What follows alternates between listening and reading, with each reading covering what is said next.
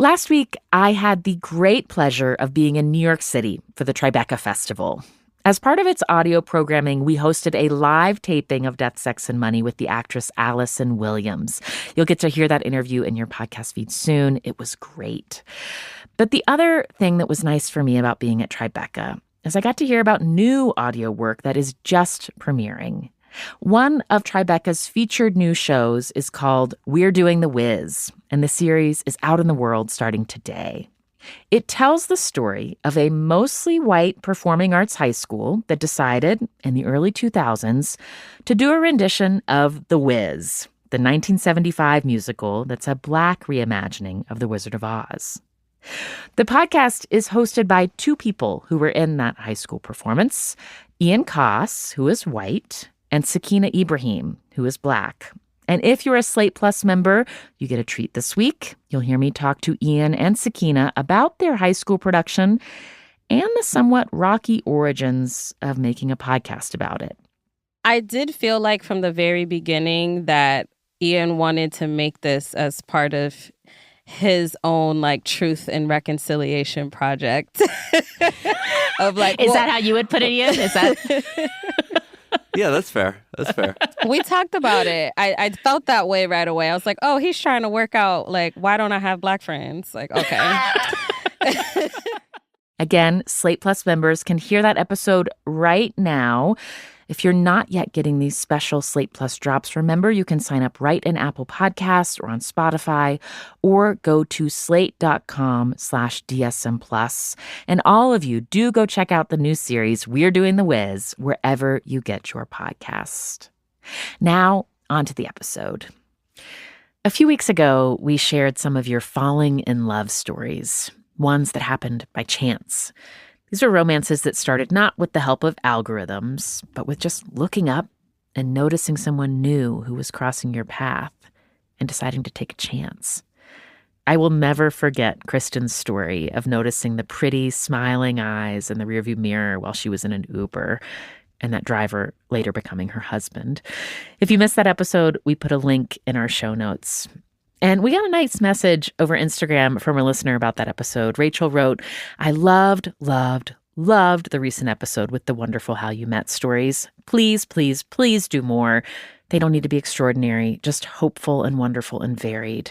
They give hope and joy in a sometimes tricky world. Now, I agree with Rachel.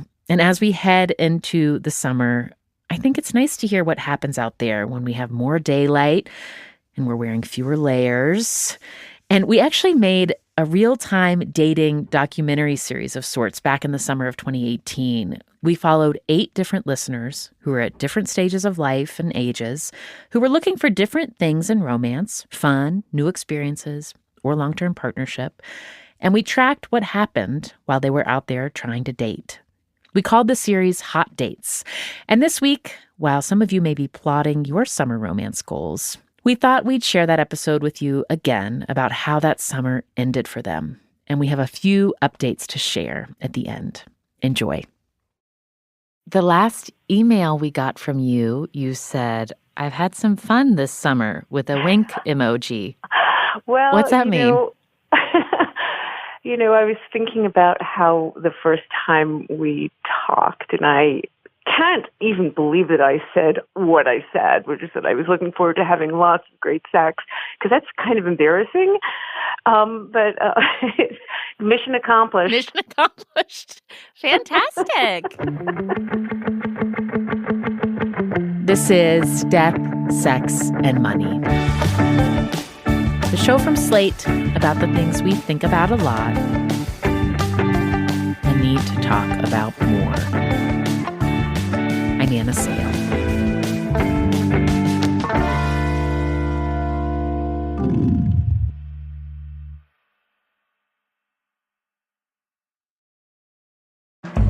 This podcast is brought to you by Progressive Insurance. Do you ever think about switching insurance companies to see if you could save some cash? Progressive makes it easy to see if you could save when you bundle your home and auto policies. Try it at Progressive.com. Progressive Casualty Insurance Company and Affiliates. Potential savings will vary, not available in all states. At Sierra, discover great deals on top brand workout gear, like high-quality walking shoes, which might lead to another discovery. 40,000 steps, baby. Who's on top now, Karen? You've taken the office step challenge a step too far. Don't worry, though. Sierra also has yoga gear. It might be a good place to find your zen. Discover top brands at unexpectedly low prices. Sierra, let's get moving. When I first talked to a listener named Vicky for our series all about dating in the summer of 2018, she told me she was looking for great sex and another grand romance. She was 62, living in the Bay Area, and had been divorced at that point for 14 years. There's a part of me that goes, well, you're getting older. Maybe you should lock some stuff down. But, but I don't know. I waffle between wanting a one-on-one monogamous companion and also keeping things as they are, in which I have more freedom. And that summer, Vicky enjoyed spending time with 3 different guys. 2 she met online, one who was younger and one who was older. And things also heated up with a friend that she'd known for years. Just recently, he asked me if, do we want to turn this into something? And I was kind of taken aback because I was thinking, well, wait a minute. My younger man and my older man. I don't know. Uh-huh. Because there's a part of me that goes, well, I want it all. And that seems greedy and selfish and horrible. And also, but wait, that's a possibility. So I think a lot of people might say, hey, that's not a bad position to be in. You have some choices here. Dating is all about choices. Whether to commit, how much time to spend on it, and whether you're better off alone. Across the course of one summer, we followed a group of 8 listeners as they navigated all of this. Timing can be really, really rough. I don't know what I'm doing wrong. Dating is pretty low priority, so if something has to go, it's gonna be that. Oh, it gets complicated. A lot of them figured out that what they wanted from dating is not what they thought they wanted. Like Cece, who was surprised to find herself totally into a new boyfriend. She was 37 and living in Sacramento and started the summer going through the motions of online dating, ignoring the guys who opened their messages with nice tits. Then she met this new guy, but at first she wasn't sure about him. He had 2 kids. I just always thought that I would find someone who didn't have any and we would start fresh. And I don't know, those fantasies you have when you're younger and you're naive and you don't know any better about what it's like and where the feelings happen. So I said, well, I'm going to give this guy a chance and I'm going to call him. And I called him and it literally clicked from there. We talked for maybe 5 hours. Wait, what? That's a big thing because I hate being on the phone. I'm not a phone person. I'm like, unless someone's dying, why are you calling me? The first time you talked on the phone, you talked for 5 hours? Yeah, we talked from about 6 o'clock until 11. And we did that for the next 3 days. Did you feel like a teenager? Like that? A little bit. Yeah, a little bit. A little giddy. And he's a talker, so I get a lot of information. Well, you both are, apparently. 5 hours. I'm fully aware that it's a little strange and weird, to the point where, he asked me, are you nervous about us meeting? And I told him, no, I've already claimed you as my husband. When did you say that? The first date. We had been talking for, I think 3 weeks by then, and we were going to meet up. And he was texting me, and he was asking, hey, I'm on my way. Are you nervous about us meeting? And I said, not at all. I've already claimed you as my husband. Wait, you texted that back before he showed up? Yeah.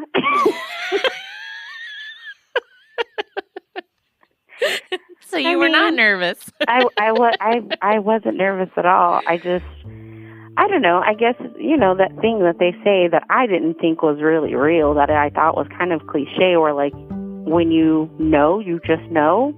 I just knew. But relationships don't always start with such certainty. When I first talked with a listener we called Thomas, he was 26 and not looking for anything serious.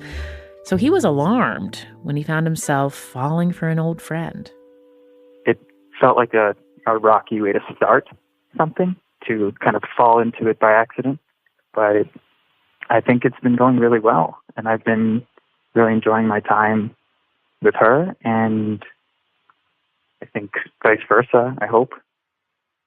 I mean, the worry you had at the beginning of dating this woman was that you weren't ready because you were still fairly recently out of a divorce and the end of a marriage that wasn't an easy end. How much have you talked about that in this relationship? It has been a topic of conversation. We've gone in detail, but I just try not to dwell on it so much. I'm trying to make sure that my identity, the way that I see myself, is not as like, oh, I'm that divorced person who's trying to move on. Like I'm trying to establish a different identity for myself. Does that make sense? Totally makes sense. I had a period in my life when I would jokingly refer to myself as a divorcee because I thought it was like a way to try to reclaim what felt embarrassing and pathetic. But it's interesting now to think of like, oh, I did have a period where I really was and behaved like a divorcee. And now that feels like in the past, even though I'm still a woman who has been divorced. 100%. Yeah. I'm a different person because of it, but I don't think that it's my defining feature. That doesn't mean Thomas is in a hurry to settle down again, even though he is feeling some pressure. Not from the woman he's dating, but from his family. I mean, just the other day, I was speaking to my grandfather, who's kind of frail lately, and the only question he had for me was, "Are you engaged yet?" I had to make some joke about being engaged in lots of activities, but he didn't appreciate that.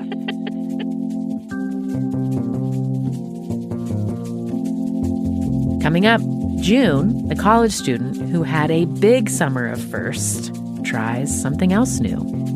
I went and got coffee with a guy, and everything went well, and we ended up having sex afterwards. And after that, I kind of realized that I don't really like casual hookups.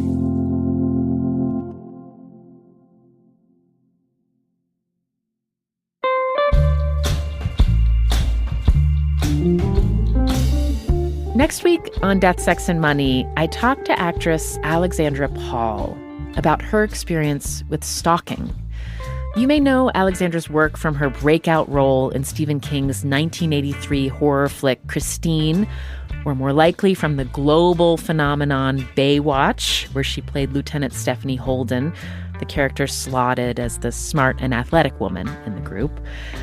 Alexandra had decades of experience interacting with fans before one became too attached, stalking Alexandra and her family for 10 years, resulting in tens of thousands of dollars of legal bills and physical and online intimidation.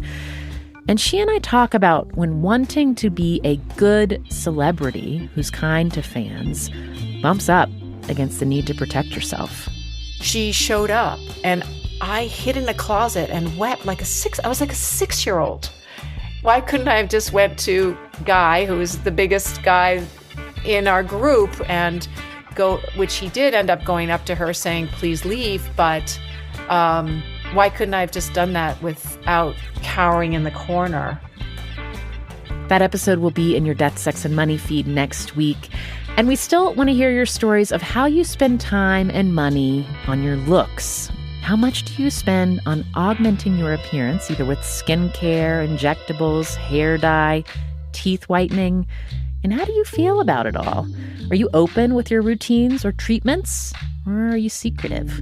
Have you noticed a difference in how you're treated when you spend time and effort on your appearance versus when you don't? Record a voice memo and send it to us at deathsexmoney@slate.com.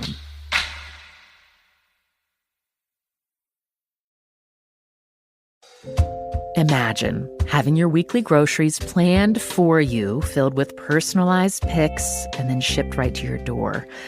Now make that a reality that's simple and stress-free by going to hungryroot.com. My kids are in the house a lot more during the summer, and somehow every year when the school year ends, I forget that means I need more food in the house and I need to change up my shopping for more snacks to avert hangry emergencies. With Hungry Root, you can update your needs for your weekly grocery shopping list easily, and they recommend healthy groceries tailored to your taste, nutrition preferences, and the number of meals and snacks you need. You just tell them about your preferences, and they fill your cart for you with personalized recommendations. Hungry Root has great options for the whole family, like top-quality meat and seafood, smoothies, kids' snacks, ready-to-eat meals, salad kits, and even supplements. Take advantage of this exclusive offer. For a limited time, get 40% off your first box plus a free item in every box for life. Go to hungryroot.com/DSM and use code DSM. That's hungryroot.com/DSM, code DSM to get 40% off your first box and a free item of your choice for life. hungryroot.com/DSM, code DSM. This episode is brought to you by Understood.org. Listening to personal and honest stories from others can help lead us to our own aha moments. And that's why you might want to check out the podcast ADHD Aha, hosted by Laura Key. On ADHD Aha, you can hear candid stories from people who share the moment it clicked that they or someone they know has ADHD. When you go to the podcast feed, you can see all kinds of different life stories in the episode titles. ADHD and grief, ADHD and parenting, ADHD and comedy writing, and more and more and more.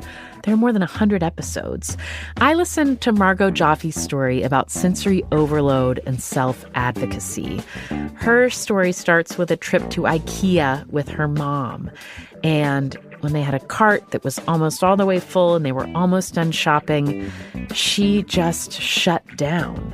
Too much sensory overload, decision fatigue, could not deal. And she got really emotional, and Margot could not understand what was happening.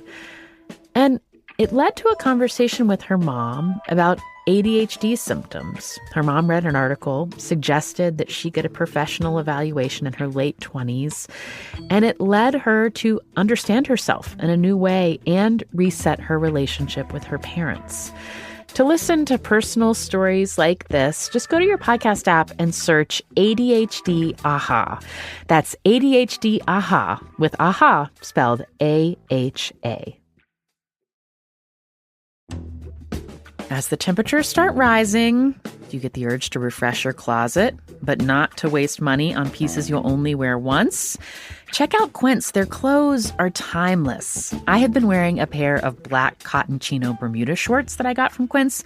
They are nice and summery and a classic silhouette, and they're also well made. They look good, and I feel like I'm dressing on purpose, like really putting together an outfit. These shorts are also a good price. Quince does that by working directly with top artisans and cutting out the middlemen. Quince gives you luxury without the markup. They've got 100% European linen shorts and dresses from $30, luxe swimwear, Italian leather platform sandals, and so much more. Give your summer closet an upgrade with Quince. Go to quince.com/DSM for free shipping on your order and 365-day returns. That's QUINCE.com/DSM to get free shipping and 365-day returns.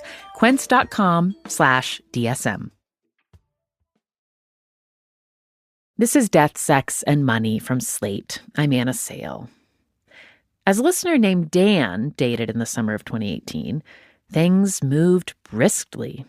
He was a widower in his early 40s and was not looking to waste time. He and his new girlfriend decided to move in together and started talking about kids. When Dan and I talked as summer was starting, he worried about the awkwardness of figuring out new intimacy and how to gauge consent in what felt like a new era of dating post-Me Too.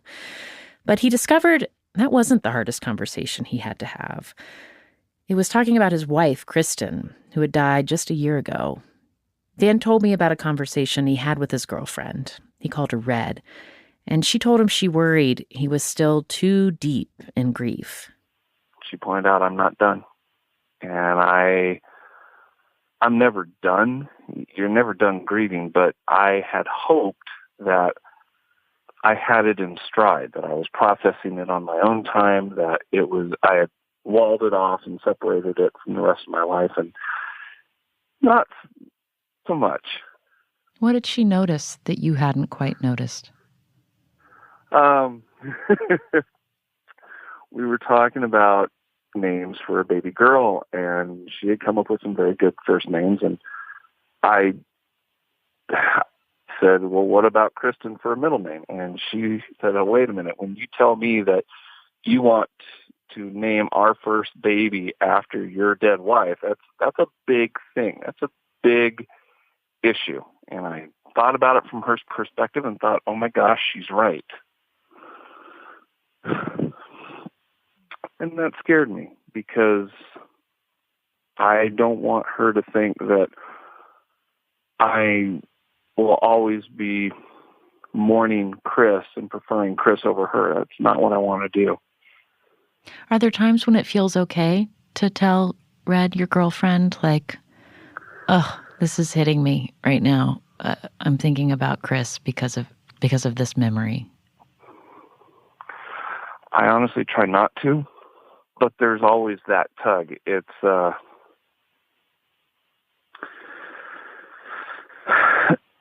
It's kind of like timelines blurring together in your head. It's I'm with Red and we're out doing things, and I think, oh, Kristen and I used to do these things.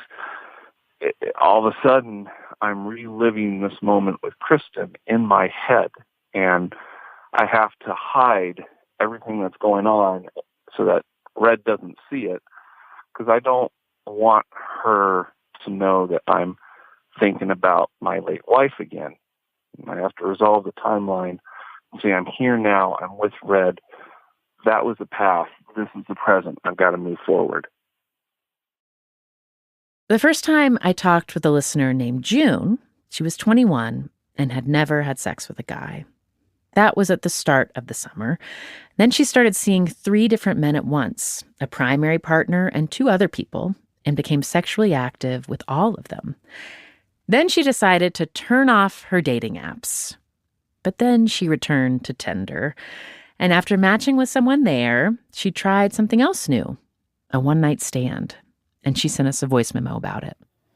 It wasn't like a bad experience at all. It just, I don't think I want to do that again. And it just makes me really appreciate the fact that I have multiple people in my life who I can have romantic relationships with, but who also really care about me. And like, it just hits me sometimes. Being polyamorous can be difficult, but it's also incredibly rewarding. So that's where I'm at right now. I just started crying. I just wanted to kind of record this moment. What didn't feel good after you'd had sex on this first date with this new person?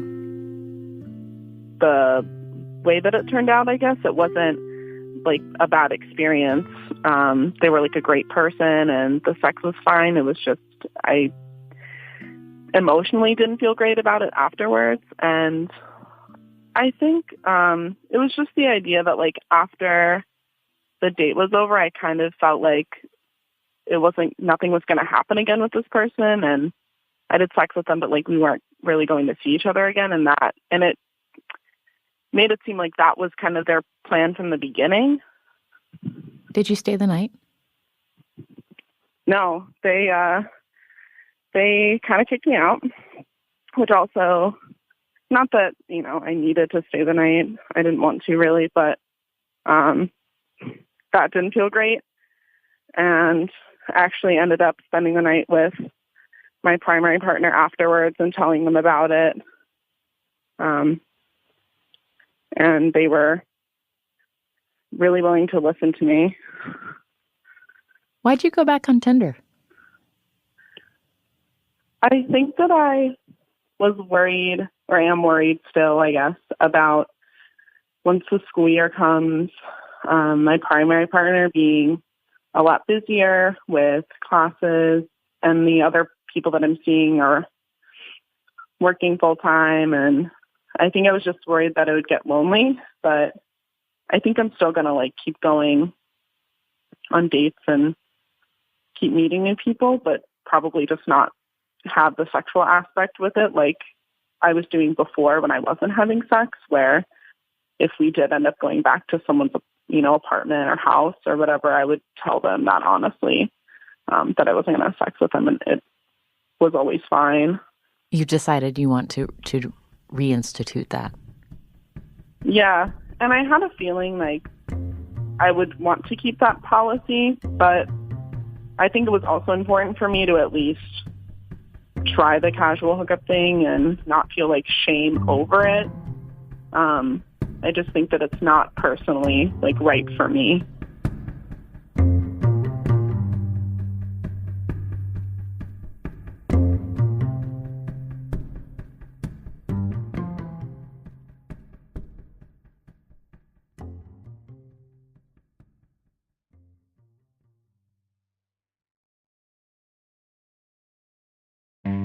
You know what doesn't belong in epic summer plans? Getting burned by your old wireless bill.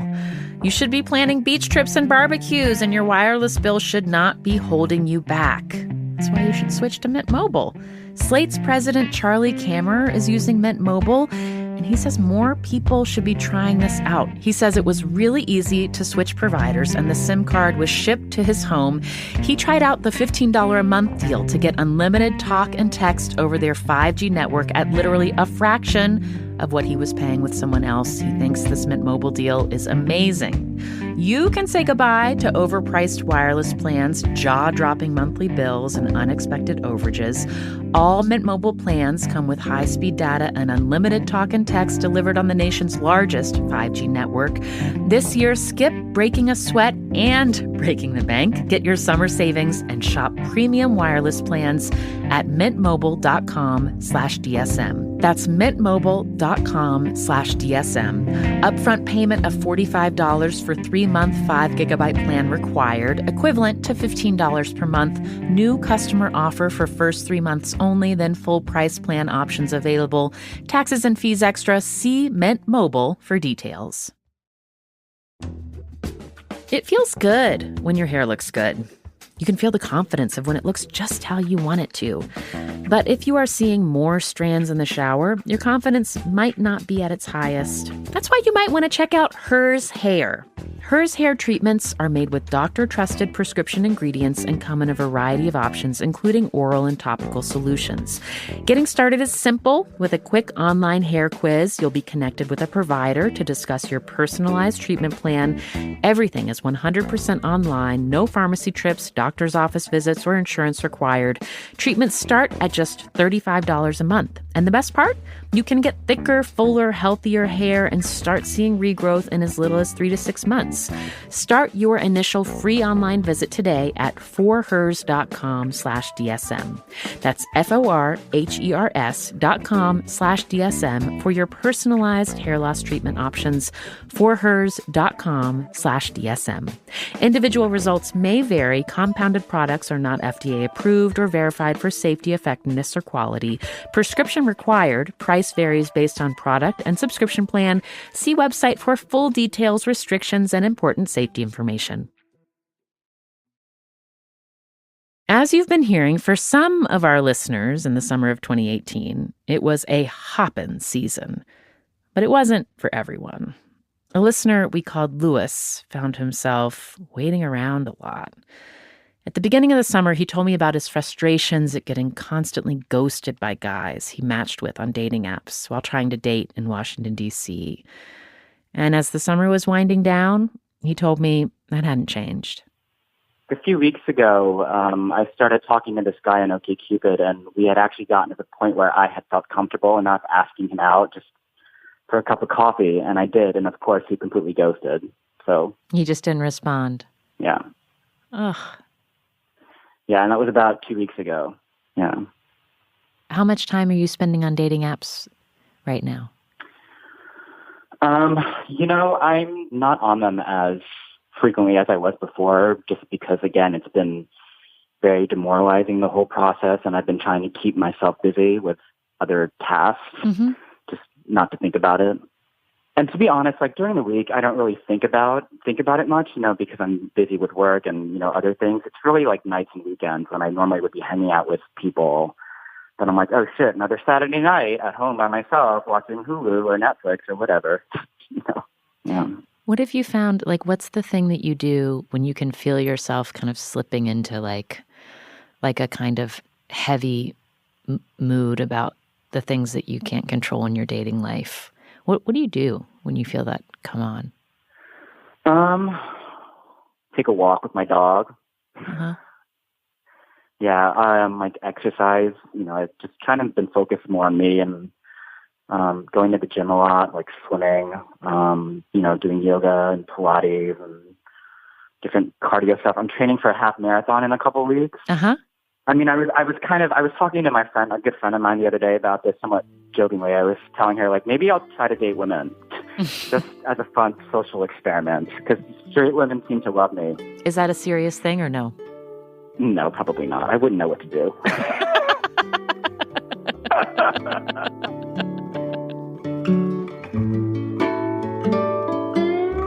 So things have changed a little bit since we last talked. I'm currently very, very single. This is Jessie, who is living in Montana. She told me that midsummer, she was dating 2 guys who were in open relationships. But then both of those ended. One of the men decided he needed a break from non-monogamy altogether, and Jessie broke up with the other guy. But her decision had nothing to do with the fact that he was married. We're just really different in a lot of ways. And we ultimately just met up and had a drink and talked about some things. And I just said, I just don't think it's working. Mm-hmm. Are you still going on first dates? I haven't been on one lately, but I'm still, I suppose, in the process of potentially going on first dates. I don't feel bad about it. I don't feel great about it. It just is sort of the fact of where I'm at right now. Are you indicating on dating apps that you're open to being part of open relationships and to non-monogamy? Not currently. I am sort of maybe leaning toward a less complicated setup for the time being. My current conversations are all just one person without additional partners, at least to my knowledge. And right now it's feeling sort of nice to not really have a lot of complicated relationships going on in my life. Are you noticing the extra time you have? A little bit, yes. Yeah. It's interesting. I can hear in your voice a slightly different tone than our previous conversations. There's like a lightness that just... I kind of feel that way. That's interesting that you can recognize that. It does feel a little...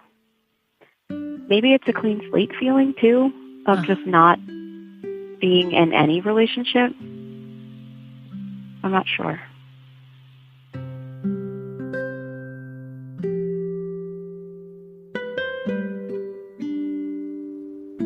Out of all the people I talked to over the summer, Miracle was the only one who started out not using dating apps. She was in her mid-20s, living in her hometown in Alabama, and she had tried Bumble a few months before for the first time. But then a guy reached out to her on Facebook. Usually I'm like, oh, creep, like not doing this. But we actually had a couple of mutual friends, and it's like, okay, like he seems harmless, sure, whatever, it's accepted his friend request. Uh-huh. And we've actually been talking for like the past week, and we're actually going to like get together and go on a date like within the next couple of days or so. But I've also come to terms with the fact that I feel like I have a lot going on in my life. I'm happy with those things, and I want somebody who will come in and I guess, makes me want to slow down some. Miracle also had other plans, like applying to business school, and a lot of the programs she was considering weren't local. I think it'll be good for me to get away for a little bit and be able to focus on myself more. How long have you been back home? I have been back home a little over 2 years now, which I cannot believe, but yeah. When we first talked, Miracle, we talked about the friends that you hang out with, and you indicated that there was one person where there could be romantic potential. Do you remember that? Yeah, I do. Oh, I do. Did anything happen this summer there? I mean, we pretty much text every single day, and it's kind of always in the back of my mind that it's there. And I don't know, I guess I can't write it off and say it's not playing a role in kind of my decision-making about where I might end up in the next year or two. Not that that'd be the only reason, but, and, like, he knows that, too. He does? Yeah. Have you ever kissed? Yes. Recently? Yeah. Miracle, you have been withholding.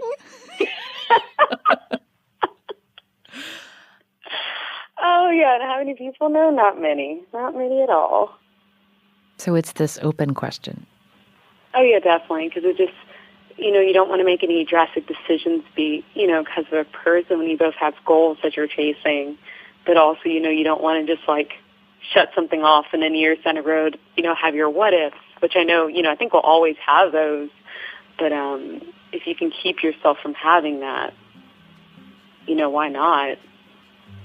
Miracle, I'm so interested to know what's going to happen for you in the fall. Hey, I am too, Anna. I am too. That was Miracle in 2018. And just a few weeks ago in 2025, she let me know that she has since finished her MBA and moved to Nashville. The guy she was dating in 2018 is no longer a romantic partner, but they're still good friends. And she met someone last summer. She wrote, "We went on our first date on August 1st, 2024 at a local brewery. I was over an hour late due to traffic, and he stayed, Anna," she said. "He's been such a breath of fresh air. He was the best and most unexpected thing to happen to me in 2024. And Vicki Larson and I have also stayed in touch. She actually joined our live revival show when Death, Sex, and Money was reborn at Slate last year. We talked then about the new book she's just published called Latitude, How You Can Make a Live-Apart Together Relationship Work, and about the relationship she was excited about then.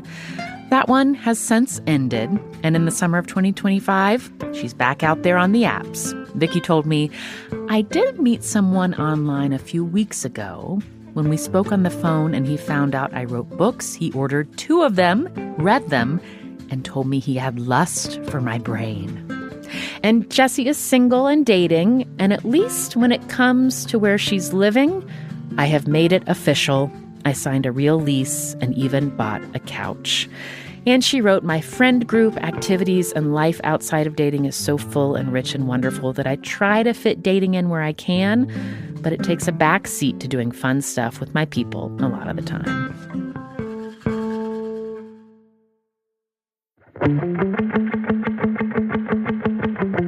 Annabelle Bacon produced this series for us back in the summer of 2018. Our team at Slate now includes Zoe Azoulay, Cameron Drews, and Andrew Dunn. Daisy Rosario is our senior supervising producer, and Mia Lobel is Slate's executive producer for audio. Hillary Fry is Slate's editor-in-chief. You can support our team in the production of our show by joining Slate Plus, our membership program. This also unlocks bonus episodes of Death, Sex, and Money and other Slate shows like Decoder Ring and How To, and you can listen to Slate's full podcast catalog ad-free.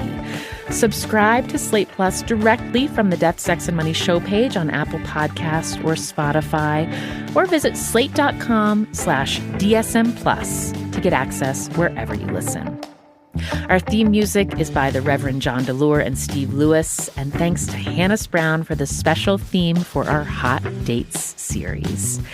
If you are new to our show, welcome. We're glad you're here. You can find us and follow us on Instagram at Death, Sex, Money. And I write a weekly newsletter on Substack. Subscribe at annasale.substack.com. You can also reach us anytime with voice memos, pep talks, questions, or critiques at deathsexmoney@slate.com. We love hearing from you. And one more detail that I really liked back in 2018, Cece told me that even though they'd only been together a month, she and her new guy had already moved away from a lot of dates and skipped ahead to the staying in phase of their relationship. He'll come over and we play video games. He plays on one television and I'll play on my handheld system, and we're good. Side by side? You're not even playing the same game together? No, we're playing two totally different games, two totally different systems. I'm Anna Sale, and this is Death, Sex, and Money from Slate.